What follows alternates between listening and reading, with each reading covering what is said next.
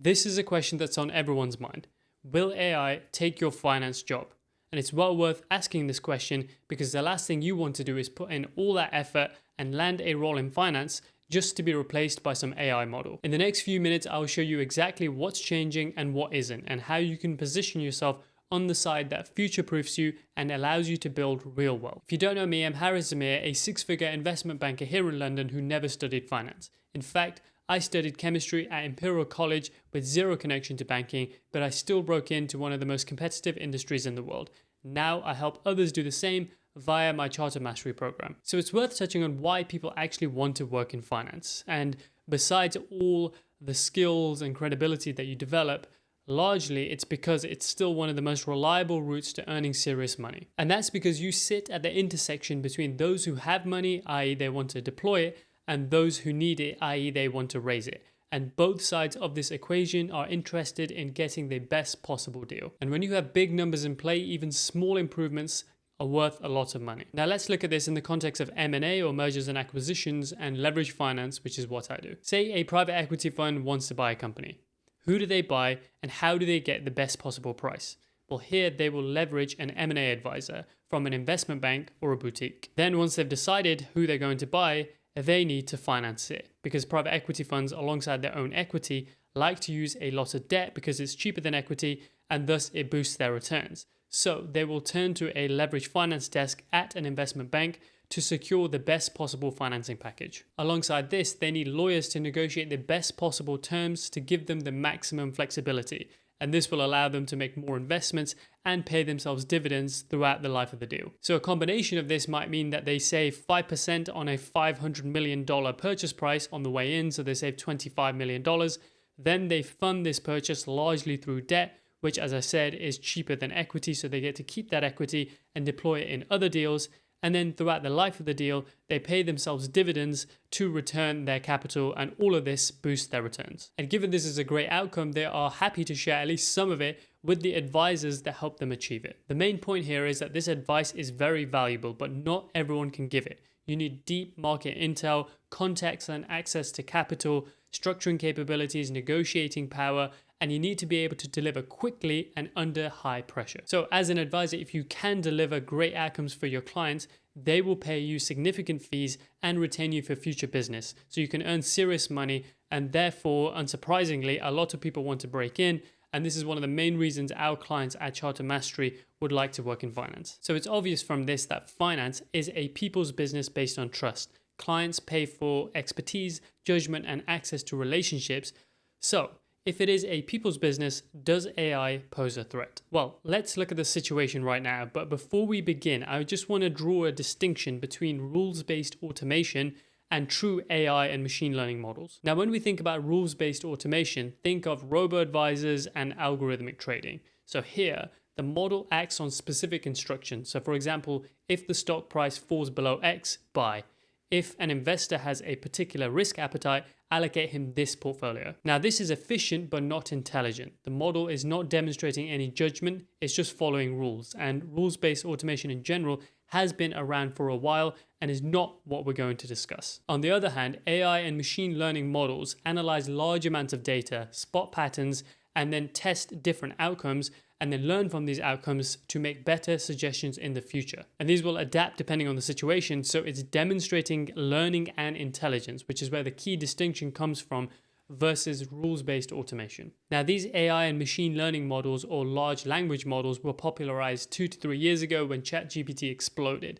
And at that point, everyone was worried that very soon AI would take people's jobs, particularly white collar or office jobs, which is what finance jobs are. Now, fast forward 2 or 3 years, and this hasn't really materialized. So the models have improved a lot and they have been implemented in various ways across finance, but they still remain very much a tool, not a substitute. It's very useful for sorting and summarizing information, helping with research, drafting emails, or first takes for reports, but AI continues to face a series of challenges. The first is that it still remains very unreliable, and there is absolutely no room for this in finance, where there is often millions, if not billions of dollars on the line. To give you a couple of recent examples, the first is that one of the things that AI is supposed to be able to do is extract and summarize information very well. I recently was asking it to summarize some information from a long due diligence report, which was in PDF format. And I would give it specific page references and say, look, extract and summarize within this range. And it would pull information from random parts of the report and summarize that. And then I would have to prompt it multiple times before it got to the right outcome. And the point here is that it was struggling to parse or extract information from PDF. So firstly, and this applies to ChatGPT as well, it can only parse and extract information from specific file types effectively. Now, beyond that, it also has a high tendency to hallucinate. So I was looking at a particular transaction recently and I wanted to look at some comps, and I asked it for some similar transactions that may have occurred. It was actually a carve out of a listed business in the sort of consumer space. And I asked for similar types of transactions, and it came up with a transaction where Cinven, which is a private equity sponsor, bought the European hair care brands from L'Oreal. And I was like, okay, this sounds like a great transaction. So let me Google it. And I started to look into it and try and find more information. And I couldn't find anything on it.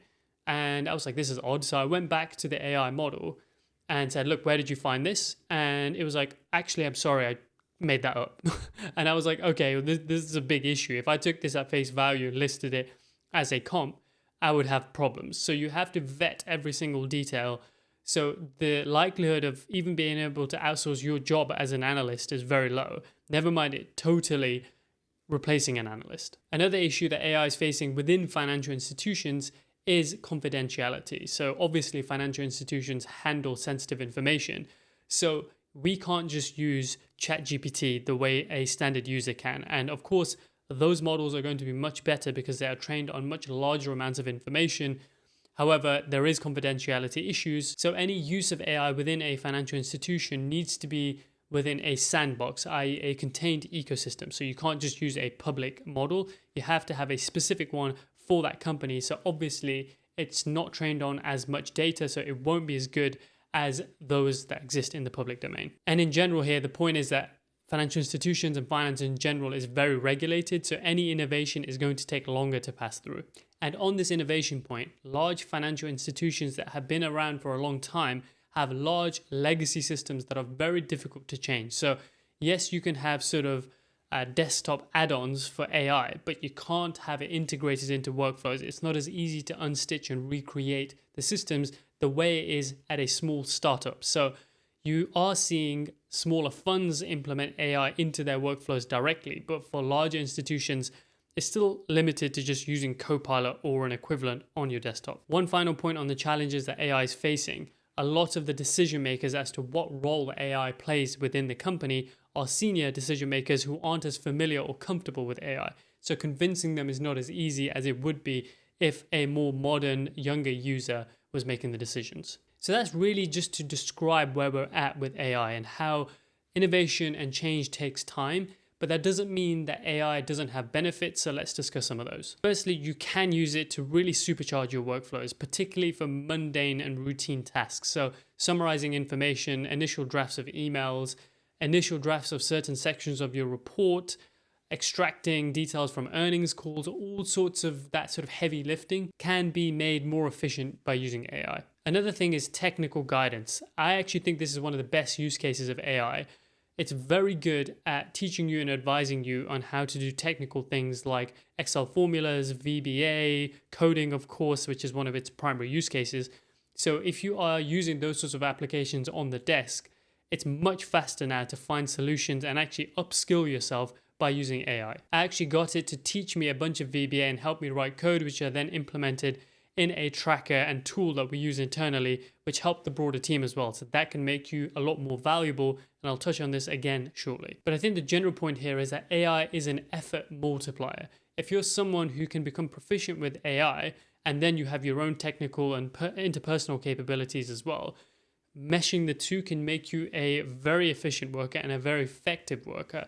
And in this day and age, to be completely honest with you, AI is here to stay. It's not going anywhere. So if you're not gaining proficiency on that front and implementing it into your workflows, you're falling behind. It really does raise the bar, and there's absolutely no excuse not to be able to learn something now. So unsurprisingly, this is also why we emphasize the use of AI effectively to our charter mastery clients. Now, with all that said, let's now look at why finance is still an attractive career and why you can still make it in finance. I think the first thing to say is that the landscape has not changed that much.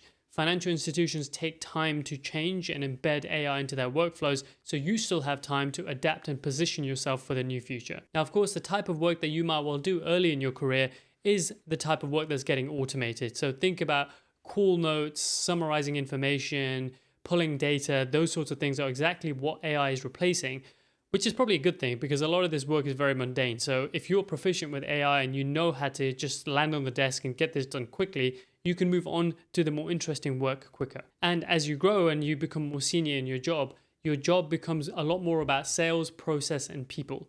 So you'll be presenting internally and externally, selling a deal, you'll be managing a deal and processes, you'll be negotiating. All of these sort of softer skills and more interpersonal skills come into play. And longer term, you are measured on your judgment under uncertainty and your ability to coordinate humans. And this is the part that you really can't automate. And this is why AI will not replace people. It will replace people who do replaceable tasks. So if you can build your AI fluency to remove busy work and focus on human skills like judgment, communication, presentation, negotiation, all of these things that are going to remain relevant in the long term, you can position yourself for the new future. And beyond this, it does not change the fact that finance remains attractive. It's still an excellent way to make money and to learn. You'll probably learn more in this job in a few months than many people will in years. It also remains prestigious and adds status. You'll be working very closely with CEOs, investors, boards, etc. And long term, there's so much optionality. Like the exit opportunities once you work in finance, depending on which part of finance you work in, are essentially limitless. You can move into all sorts of industry roles. You can move into investment roles, into the government, so on and so forth. There's so many angles for you to explore once you've had a job in finance. So there you have it. AI is here. It is changing the landscape, but there's still a role for people within finance within that. If you like this video and you want to learn more about careers in finance, then go ahead and subscribe to the channel and watch the next video. I'll see you there.